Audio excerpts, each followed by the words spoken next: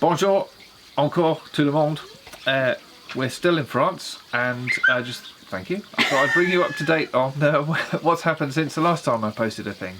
So we left Lectoure because we'd got about as far as we could get with filming with that study, except for one crucial shot, which I wasn't sure if I'd be able to get even if I waited another week. Turns out it was available sometime today, and the remaining scientists shot it for me and sent it to my phone a couple of hours ago. Thanks for that, Paul and Madalena. It's exactly what I needed. So what else has happened today? Well, we've come to my sister-in-law's, Lorna, and a beautiful house in Georgia, and we spent the night, got a shower and all that stuff. So this morning we thought we'd go for a walk down the river, the Valeine, to the Cascades Murel, never can remember these French names, where apparently it's very pretty and very scenic and everything else. So we set off to do that, Lorna leading the way in her yellow car, which is called Primrose, and Jamie and I following in the van, so that we could go straight on towards Switzerland when we were done. And it really was very pretty. Delightful waterfalls, beautiful woodlands, birds singing, lizards skittering across the path, really nice.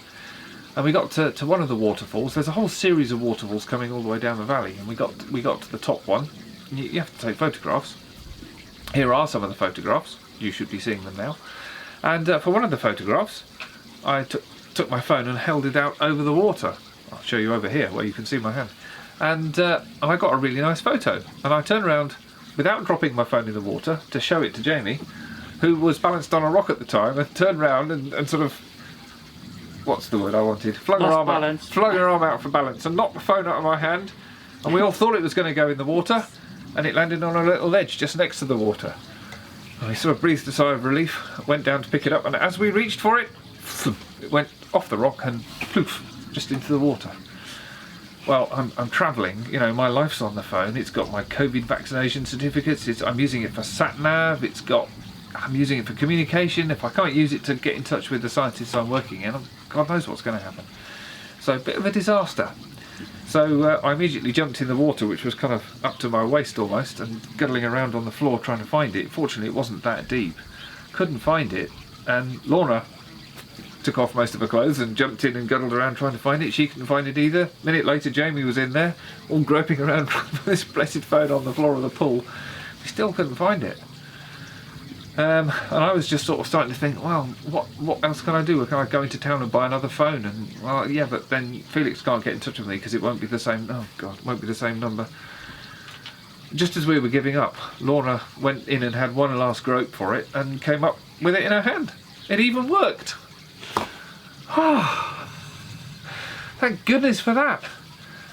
Oh, we thought we'd had enough adventures for one day. We walked on away from the rock pool and on down the river.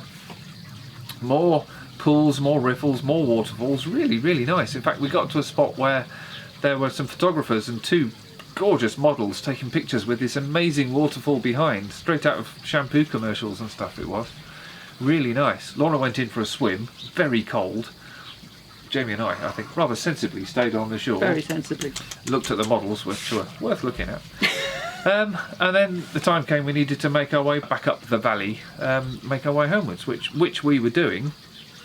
And we came to a little sort of side spur that went down to one of the middle waterfalls that we hadn't really visited before.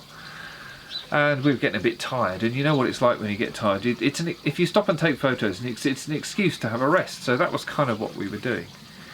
And so at one point, Jamie and Bailey and I were on a rock above, and Lorna was down by the water's edge. And she took a rucksack off her back to get her phone out so that she could use the phone to take pictures. No, she didn't drop her phone in the water. She dropped her rucksack in the water. Rucksack had in it a towel, some biscuits, a bottle of water, and the car keys. Bit of a disaster. So immediately Lorna's straight in the water again. Unfortunately, this was a much deeper rock pool with much more water crashing down and flowing through it. Really difficult to hold your footing in the water, and quite dangerous, because if you lost your footing you'd be swept away like 40 or 50 feet down a rocky rapids.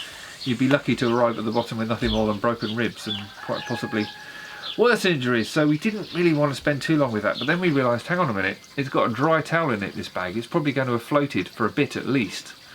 But it's probably got washed away down the rapids and the waterfall. So we spent the next couple of hours scouting up and down the river in all the rock pools, trying to find this dark green rucksack, which probably sank somewhere below that first rock pool.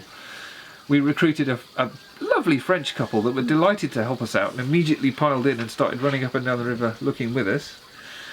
We attempted to recruit some guys that were busy trimming the grass and cutting fallen trees a little bit further up the valley, but they were actually on their way back out of the valley, so they weren't really going to be able to spend much time looking.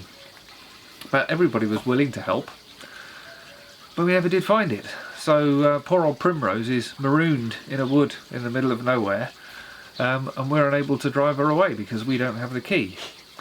It seems that the breakdown service are unable to help because this isn't actually a breakdown.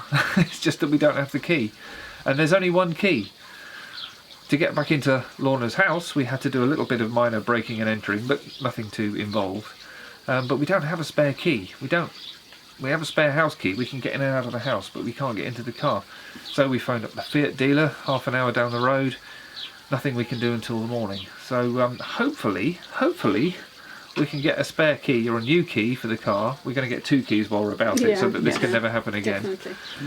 And there'll be a happy ending to the story. It can't take too long because Lorna's husband is away at sea somewhere in North America, and the plan is for her to go and join him in a couple of weeks, and we don't really want the car marooned there still.